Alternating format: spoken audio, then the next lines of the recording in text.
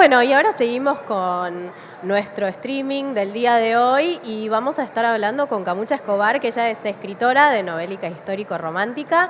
Le damos la bienvenida. Bienvenida, Camucha. Hola Belén, hola a todos y muy contenta de estar acá. Bueno, para nosotros también vamos a estar hablando de muchas cosas y además sobre su último libro, Lo que la sangre oculta. Se los muestro como para que después vayan a buscarlo también.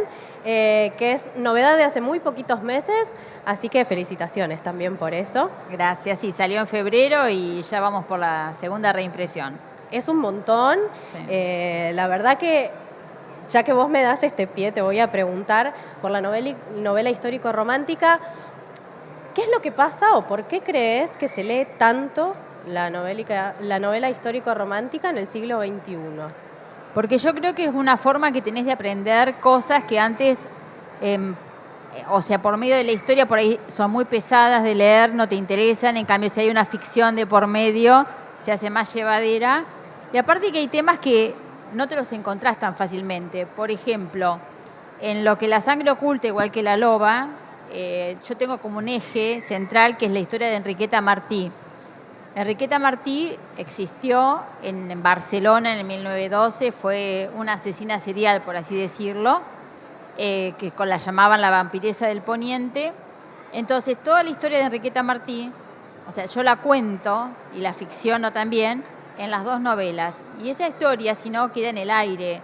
O no sé, o por ejemplo, en mis libros anteriores, con la saga del Pago de los Arroyos, me enteré de un montón de cosas que habían pasado en Pergamino y que no las estudias ni en la escuela, ni en el profesorado. Entonces es una forma de interiorizarte en lo que pasa en tu país o en lo que pasa en países como España con estas novelas. Y ahora la que terminé de escribir, que es una novela sobre la Guerra Cristera, yo no sabía ni qué era la Guerra Cristera, pero a mí cuando algo me interesa lo anoto y después investigo. Bueno, fue una guerra que se lleva a cabo en México en el 1926, dura 3 años, fue terrible, donde un gobierno ateo prohíbe la religión y el pueblo, hambreado, se levanta. Y bueno, y ahí cuento, ficciono el amor de la hija de un cristero con el de un federal, pero a veces vas viendo todas esas cosas que pasaron terribles, trágicas en la historia, que son reales y que de otra forma, por ejemplo, México lo tiene muy oculto, no le gusta hablar del tema, es una parte oscura en su historia.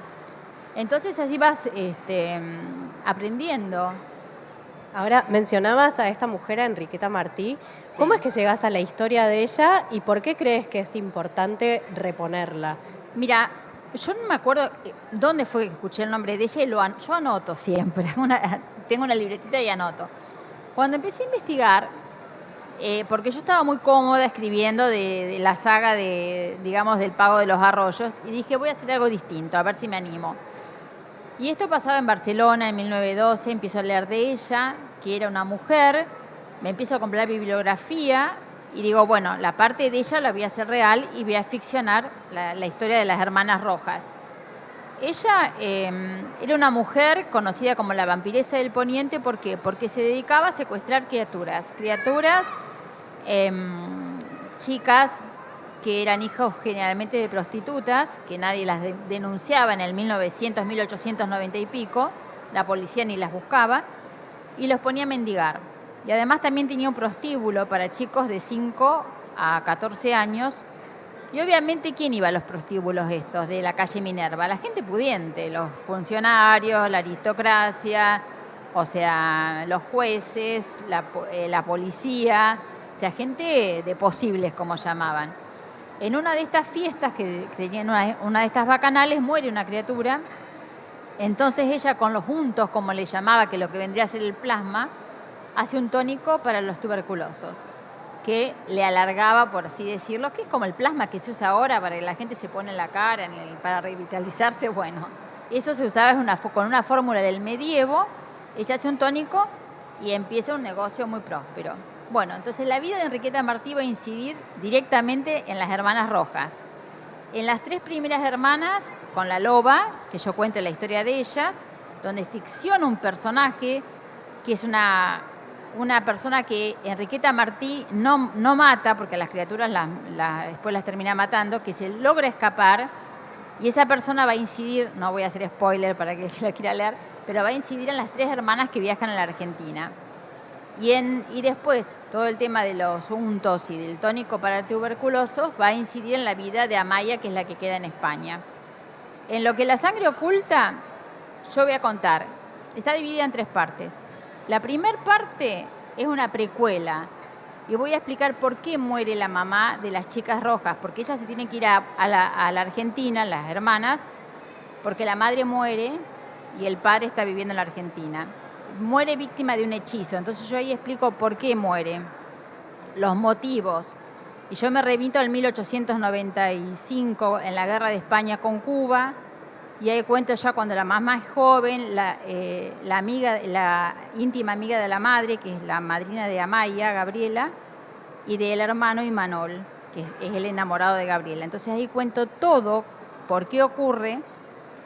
Ahí hablo de la guerra con Cuba, bueno, fue terrible. Por ejemplo, ¿ves? Yo no la sabía bien, y ahí me enteré que los españoles mandaban a los soldados, digamos, al muere prácticamente. ¿Por qué? Porque hacían un régimen que se llamaba de sustitución. Un chico que le tocaba de familia rica, pudiente, pagaba la familia e iba un pobre en el lugar. Y luchaban guerras de guerrillas, o sea, la gente, los cubanos dominaban el territorio, si bien tenían a lo mejor menos armas que los españoles, pero obviamente sabían dónde estaban, dónde caminaban, lo que hacían. Entonces los españoles morían como moscas directamente, o sea, fue una masacre eso.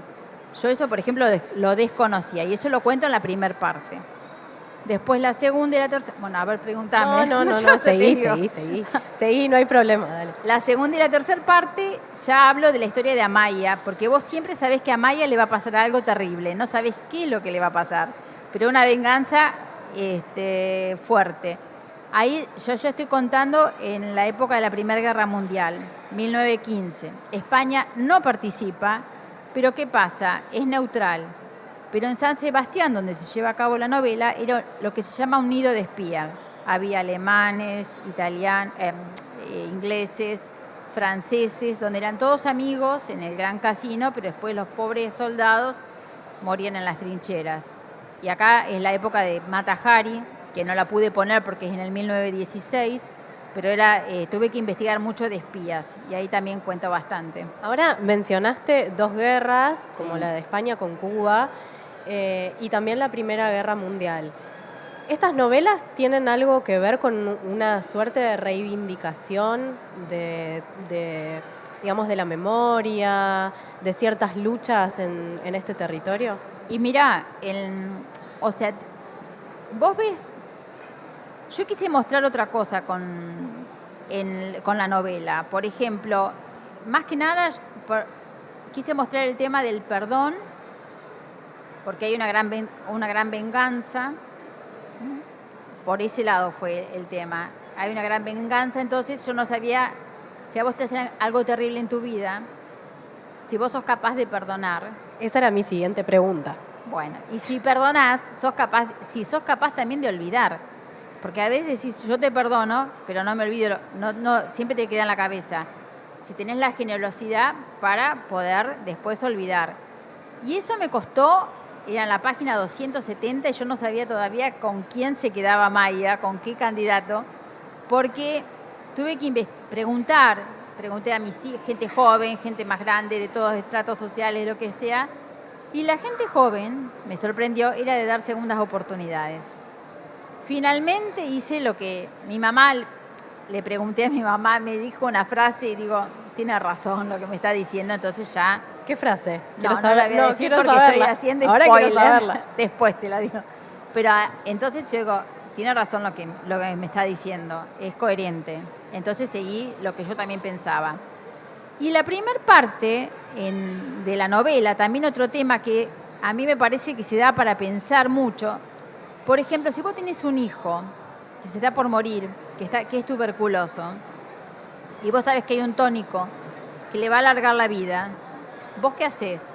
Sabiendo que a ese tónico lo fabrican, o sea, con sangre de chicos que están muertos. vos, ¿cuál es tu ética? ¿Se lo das? ¿No se lo das? O sea, es como para que te quedes pensando. ¿Y qué sucede? Y ahí no. Hay que leer la novela. Hay que leer la novela. Hay que leer pero la bueno, novela. yo me fui guiando, o sea, por lo que mis instintos, pero tenés la otra parte de lo que el personaje hace, que, bueno, elabora una gran venganza y su vida gira en torno a esa venganza, que tiene todo que ver con esta del quitarle el remedio al hijo, por así decirlo. Ahora te quiero hacer otra pregunta por el amor también. Hay una pregunta que sobrevuela la novela y te la hago a vos. ¿Se puede amar dos hombres a la vez? Yo creo que no. Yo creo que no. O sea, a lo mejor podés estar... yo creo que lo que le pasó a Maya es que ella pensó que amaba, o sea, cuando hay amor tiene que haber confianza. Y cuando hay amor tiene que haber respeto y no te pueden hacer, si hay realmente amor, o sea, no te pueden hacer algo canallesco y vos, no sé, me parece que eso es como ensuciar el amor. A lo mejor ella podía tener una gran atracción hacia su primo y una gran atracción hacia Julen, el otro personaje, y después el corazón de ella va a decidir por quién realmente se queda. Pero puede haber una confusión. No sé si podés amar, a lo mejor hay dos tipos de amor, por así decirlo, pero amar dos personas a la vez, me parece que no. Uno podés llegar a estar encandilado, no sé, o más pasional, pero realmente el amor, no, me parece que más, o sea, uno. ¿Qué pasa con España? Porque mencionabas que en tu novela anterior y en esta, España también es muy fuerte, más allá, digamos, de las guerras que hablábamos recién.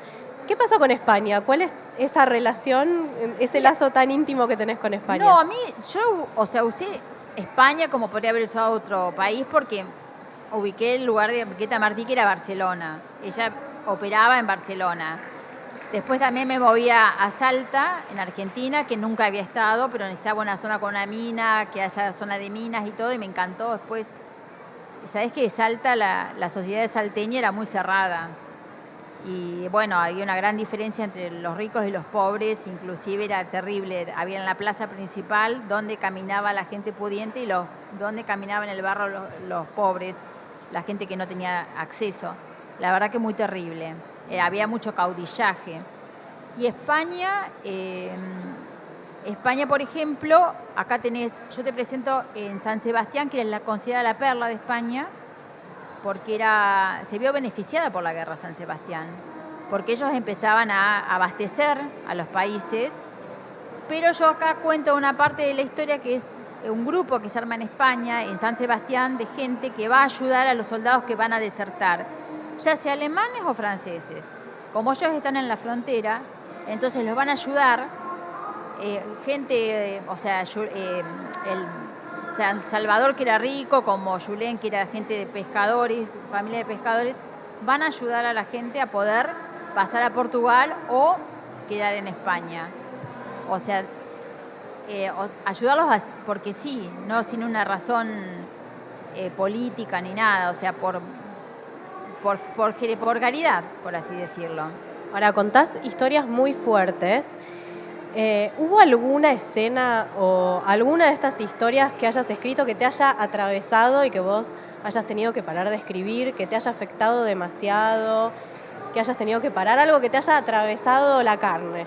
Sí, en esta novela no, pero sí me pasó en La Loba, que es la de las tres hermanas rojas. Me hizo mal escribir la historia de Balbina, que es una joven de 14 años que se prostituye. Y se prostituye porque le gusta. Entonces, escribir las escenas de ella como una lolita, eso me hizo mal. Me afectó mal. Y después también hay otra escena muy terrible en La Loba, cuando violan una venganza por una violación, que también es fuerte, es muy fuerte. Que no la voy a contar ahora, pero es terrible. Y con esos personajes, ¿alguna vez se te cruzó por la cabeza o tener miedo de que te cancelen por construir esos personajes o por reponerlos? Mira, cuando escribí El infierno en tu piel, que es terrible, creo que es un libro que tiene escenas fuertísimas porque eran chicas que en los cementerios, los camposantos de las estancias les arrancaban el corazón para hacer tipo magia negra. yo estuve muy preocupada porque era muy fuerte. Entonces lo hablé con un psiquiatra. Me acuerdo que justo estábamos en Pergamino cerrando unas jornadas de psiquiatría y psicología y él me dijo, pero si los indios hacían lo mismo, o sea, se comían el corazón, porque se comían el corazón en la novela, para tener más fuerza, dice, no tenés que preocuparte tanto. Y cuando lo hablé con Gaby Vigo, que era mi editora en ese momento, me dice, vos sé libre, escribí lo que quieras, no te sientas presionada. Entonces, al tener de parte de la editorial la libertad de poder escribir cosas terribles, entonces me siento bien, porque soy yo misma. Yo escribo fuerte, escribo de morbo, tengo mi estilo muy particular. Ahora en el libro en el que salió la antología nueva Hay Pecado, bueno, mi cuento es tremendo.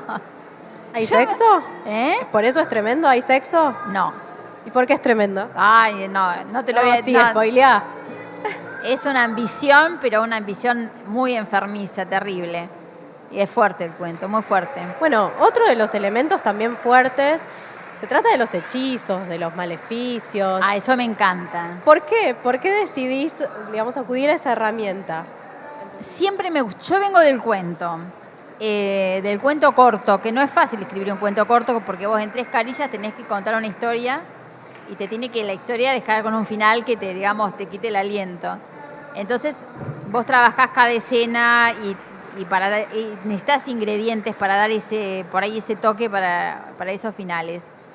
Y ese es un nicho que no está explotado acá en la Argentina. Sí, Cristina Bajo, por ejemplo, en algunas partes de sus 2 primeras novelas, sí, pero después no hay autoras argentinas dentro de la novela romántico-histórico, estoy hablando, ¿cierto? Que exploten el realismo mágico, el elemento fantástico, y a mí eso me encanta. Lo oscuro, siempre tengo algún personaje. Por ejemplo, en La Loba tengo a la misma primero Manuela, la protagonista, que presiente las muertes violentas. Nada más que las muertes violentas, ella las presiente. Se da cuenta cuando hubo un crimen, no una muerte natural. Después tenés la misma Loba, que está basada en un cuento, que también tiene algo que ver con mi familia, que era, te lo hago súper cortito, era un campesino que vivía con la mujer en el campo y tiene una hija, y la hija tiene ojos azules. Entonces él le dice, esta hija no es mía. Entonces la mujer dice, sí, o sea, la pobre chica era mucho más joven, que dice que el tipo desde ese momento, el hombre le desconfía y la empieza a celar y le niega que la hija sea de él. Entonces, por supuesto que a la hija la ignora completamente. Y un día la madre está colgando la ropa, la bebé está en un canasto, este es un cuento mío, sí, pero que lo adapté. Y viene una manada de lobos y él los ve, pero no saca el arma, se demora. Y cuando saca el arma, la bebé ya no está. Entonces, aparece después, él ve en los sueños una loba que es como que se transforma en la cara de la hija. Y pasan los años, la mujer enloquece, la llevan a un manicomio, y él recibe un baúl cuando muere la abuela de España, y en el baúl había mantillas, abanicos y un retrato de la abuela con los ojos azules. Así termina el cuento, o sea que... Y ahí tenés la transformación como que la loba tiene algo de humano, o sea, y la ayuda a Manuela en lo que tiene que pasar y tiene que sobrevivir, por así decirlo. La última te hago muy cortita. ¿Sexo sí o no en las novelas románticas? Dosificado. A mí un poco de sexo sí, pero a mí me cansa, la verdad. O sea, una escena que después vos te la imaginés, contar está bien un poco, pero no me parece necesario dar demasiados detalles porque más vale que te la imagines vos como te gusta y no que te lo esté contando. O sea, sí tiene que haber un poco. Me parece que está bueno en la novela romántica. Puedo tranquilamente omitir el sexo, no es algo que me hace a mis novelas, pero sé que a la gente le gusta tener por ahí la parte amorosa, por así decirlo. Pero con tanto detalle, no. Bueno, muchas gracias, Camucha. Gracias. Se nos terminó el tiempo. Muchas gracias por la charla. Gracias a vos, y Belén. muchos éxitos con tu libro. Gracias. Gracias. Muy contenta.